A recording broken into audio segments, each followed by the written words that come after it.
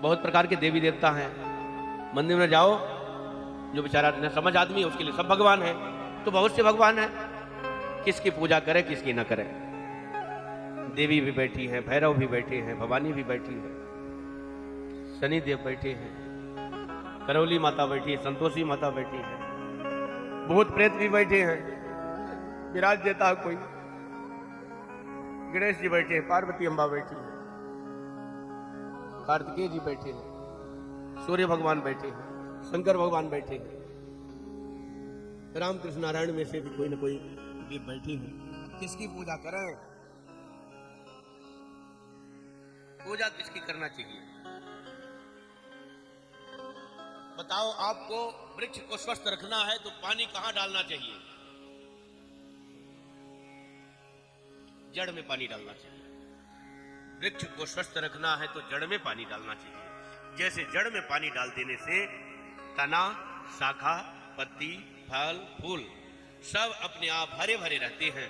अलग अलग से हर एक अवयव में, हर एक अंग में पानी नहीं डालना पड़ता है। उसी प्रकार से भगवान श्री हरि की उपासना कर देने के बाद, उनका भजन करने के बाद सबका भजन अपने आप हो जाता है।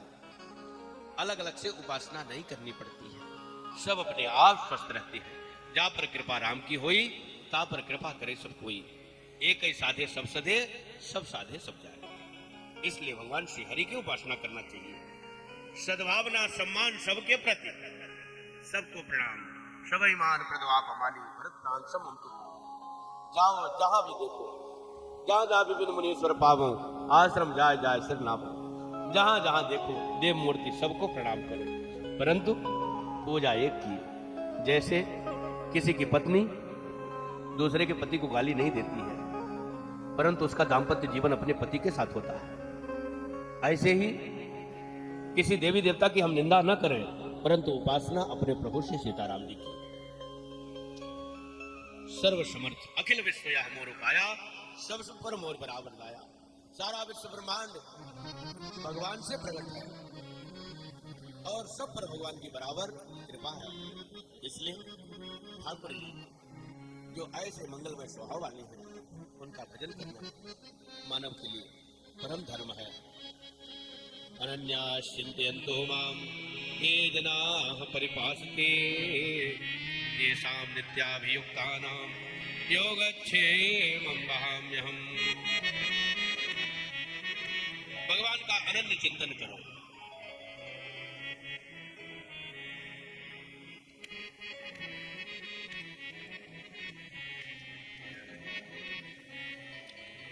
तीसरी बात है केवतारस्य, कितने अवतार भगवान के लिए। भगवान का नाम अजन्मा है। अजन्मा है तो जन्म लेते हैं, जन्म लेते हैं तो कितने अवतार होंगे। वैसे तो भगवान हरि अनंत, हरि कथा अनंता, भगवान के अनंत अवतार होते हैं। कोई भक्त किसी विपत्ति में पड़ा हुआ है, भगवान का की प्रार्थना किया, रोया, गिड़गिड़ाया, चिल्लाया, भगवान आकर के उस भक्त को छुड़ा लिए, बचा दिए, अथवा किसी से सहयोग करा दिया। ये भी भगवान का करुणा कृपा अवतार ही है। आप भजन कर रहे हो, पुलकित हो गए, अशुपात होने लगा, गदगद वाणी हो गई, ये भगवान का प्रेमावतार है। तो भगवान के अनंत अवतार हैं, अनेक रूप में होते रहते हैं। जैसे समुद्र से अनंत लहरें निकलती रहती हैं, ऐसे भगवान के अनंत अवतार होते रहते हैं, समय समय पर लीला होती रहती है। परंतु प्रामाणिक रूप से भगवान के, वैसे तो द्रौपदी जी की लज्जा रक्षा करने के लिए भगवान ने वस्त्रावतार धारण किया, गजेंद्र के प्राणों की रक्षा करने के लिए भगवान हरि का अवतार हुआ।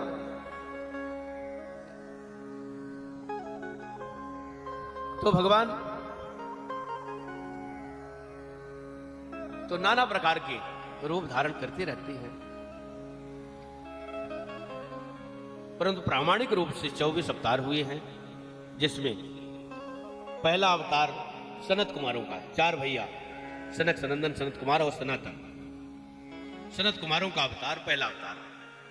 दूसरा 12 अवतार पृथ्वी को हिरणाक्ष के कब्जे से छुड़ा करके यथा स्थान पर स्थित करने के लिए भगवान बाराह का अवतार हुआ, तीसरा अवतार संत नारद जी का हुआ और चौथा अवतार श्री नर नारायण का हुआ। आज भी नर नारायण भगवान बद्रीनाथ धाम में तपस्या कर रहे हैं। वो सदैव तपस्या करते हैं और हम लोग प्रेम से यहां सुरक्षित हैं। भगवान तपस्या करते हैं। पांचवा अवतार कपिल भगवान का अवतार, जिन्होंने सांख्य शास्त्र का वर्णन किया, और छठा अवतार दत्तात्रेय जी का अवतार, जिन्होंने जो है योग की शिक्षा, संन्यास की शिक्षा इस संसार को प्रदान किया यदु जी महाराज जी के माध्यम से।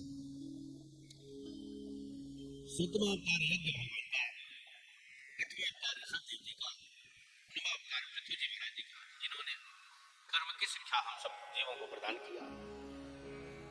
दसवां अवतार मत्स्यावतार, 11वां अवतार कच्छप का अवतार, 12वां धन्वंतरी का अवतार, 13वां मोहिनी का अवतार, 14वां नरसिंह भगवान का अवतार और 15वां वामन भगवान का अवतार, 16वां परशुराम जी का अवतार, 17वां श्री वेदव्यास जी महाराज जी का अवतार, 18वां श्री रामावतार, 19वां श्री कृष्णावतार और श्री बलराम जी का अवतार, हरि अवतार, हंस अवतार, बुद्ध अवतार, कल के अवतार, इस प्रकार से 24 अवतारों की बात कही गई है। तो भगवान के जो पूर्ण अवतार है सभी परिपूर्ण है। कोवड़ छोट कहत अपराधु, किसी भी अवतार को कम और अधिक कहना यह अपराध है, परंतु मानव जीवन से मिलती जुलती लीला अधिकतर रामावतार और कृष्णावतार में हुई है। श्री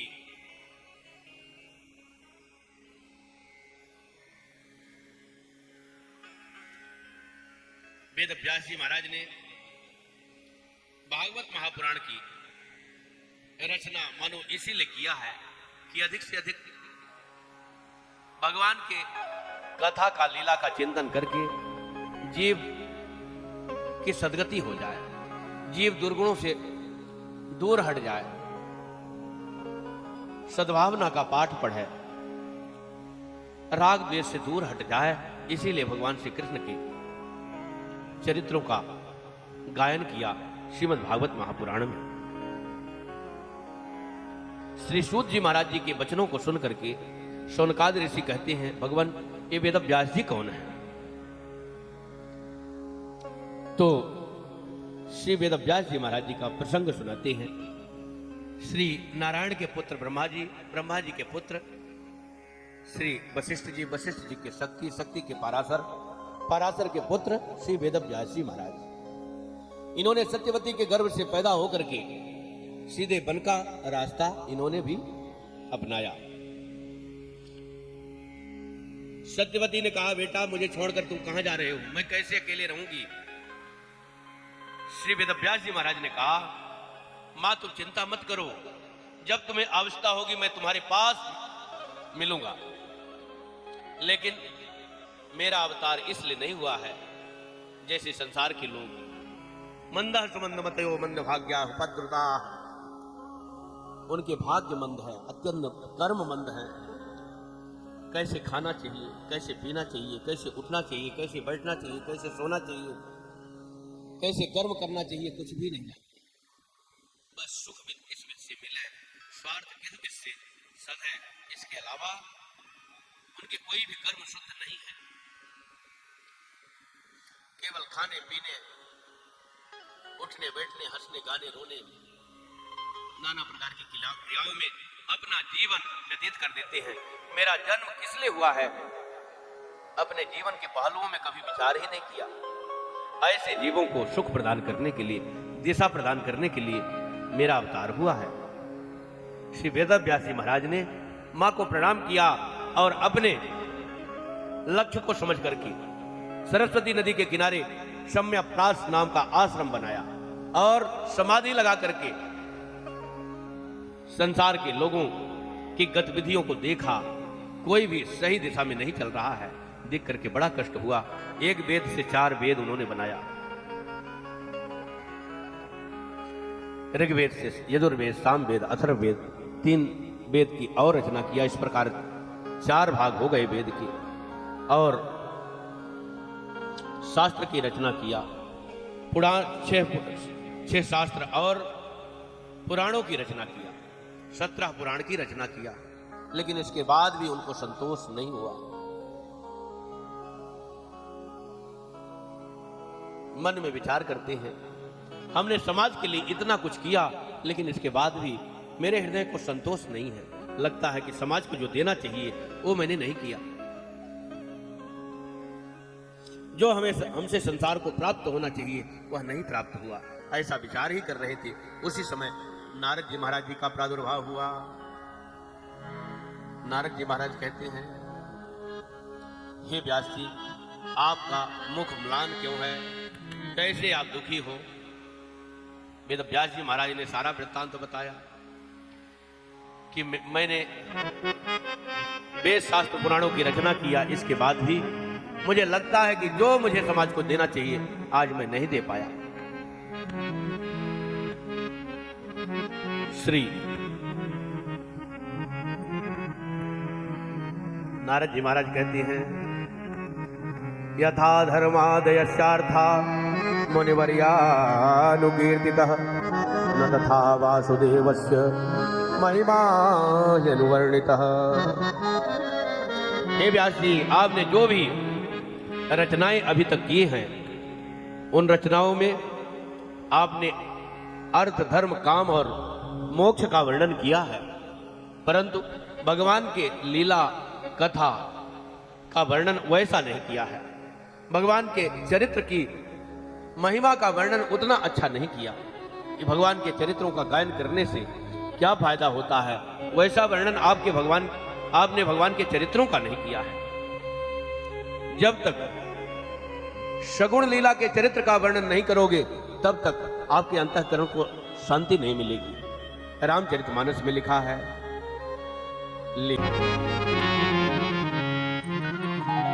जीव का हृदय निर्मल कब होता है? यहां भागवत में श्री नारद जी महाराज कह रहे हैं, और उसी बात को गोस्वामी तुलसीदास जी महाराज ने रामचरितमानस में कहा है, लीला सगुण जो कहो बखानी, सोई स्वच्छता करे मलहानी। जीव का हृदय निर्मल कब होता है? जब सगुण लीला का वर्णन होता है। भगवान के सगुण लीला का यदि वर्णन नहीं किया जाएगा, तब तक जीव का हृदय निर्मल नहीं हो पाएगा। इसलिए हे नारद जी, हे श्री वेद व्यास जी, आपने भगवान के सगुण लीला का वर्णन नहीं किया है, सगुण लीलाओं का वर्णन नहीं किया है। कर्म कांड की बात आपने अधिक किया है। ऐसा करोगे तो ऐसा होगा, अमुक कार्य करोगे तो अमुक कार्य सिद्ध होगा, अमुक देवता की पूजा करोगे तो अमुक कार्य की सिद्धि होगी। नाना प्रकार के कर्म जाल की बात आपने अपने ग्रंथों में कही है, लेकिन भगवान के मंगलमय चरित्रों का वर्णन आपने नहीं किया है, इसीलिए आपके हृदय को अशांति है। श्री वेद व्यास जी महाराज ने कहा, अब क्या करूं, मैं बूढ़ा हो गया हूं, अब मुझसे कैसे हो पाएगा? नारद जी ने कहा, क्यों नहीं होगा? आप संतों की कृपा का आश्रय लो, अवश्य करके आप पूर्ण काम हो जाओगे। संत कृपा का आश्रय लेकर के आप क्या नहीं कर सकते हैं, सब कुछ करने में समर्थ हैं। आप संत कृपा का आश्रय लो। देखो, मैं दासी पुत्र, मेरी मां संतों के यहाँ, सदगृहस्थ संतों के यहाँ दासी का कार्य करती थी। गाय दोहना, उपले पाथना, बर्तन माजना, पत्तल हटाना, थाली माजना, कपड़े स्वच्छ करना, घर की सफाई करना, ये दासी का कार्य मेरी मां करती थी पूर्व जन्म में। एक बार उन सदगृहस्थों के यहां कुछ संत लोग आए और चतुर्मासा रह गए। 4 महीने तक उन संतों की खूब सेवा किए सदगृहस्थों ने, और मेरी मां भी पत्तल उठाती थी, वहां की सफाई करती थी, मैं भी पीछे पीछे चलता था और संतों की जूठन प्रसादी पत्तल में होती थी तो कभी कभी जेवा के लालच में मैं भी पा जाता था। संतों का जूठन प्रसाद पाने के कारण, संतों का पत्तल उठाने के कारण मैं दासी पुत्र से ब्रह्मपुत्र नारद बनकर के प्रकट हुआ। भैया किवाड़ काहे बंद करे हो? किवाड़ बंद करके कथा काहे सुन रहे हो? तो मैं संत नारद बनकर के प्रकट हुआ और मेरी स्थिति कितनी अच्छी हुई कि भगवान ने मुझे वीणा प्रदान किया। देवदत्ता मिमां वीणाम स्वर ब्रह्म विभूषिताम मूर्छयित्वा हरिकथां गायमानस्य राम्यहम्। भगवान ने प्रकट होकर के मुझे वीणा प्रदान किया और भगवान के द्वारा जो मुझे वीणा प्राप्त हुई उस वीणा में मैं तान छेड़ता हुआ भगवान का गुणगान करता हुआ सारे संसार में विचरण करता हूं। न मुझे शोक है, न मोह है, न माया है और ना ही भय है। निर्भय होकर के ठाकुर जी का नाम लेता हुआ विचरण करता हूं। भगवान के गुण समूहों का गान करता हुआ मैं कभी तृप्त नहीं होता, सदैव भगवान के गुणों में विचरण करता रहता हूं। श्री नारद जी महाराज ने वेद व्यास जी महाराज जी को भली प्रकार से समझाया। वेद व्यास जी महाराज को समझ में आ गया और वेद व्यास जी महाराज जी का हृदय भगवान से जुड़ गया। और जब भगवान से हृदय जुड़ जाता है तो फिर क्या कहना, उसको आनंद ही आनंद रहता है।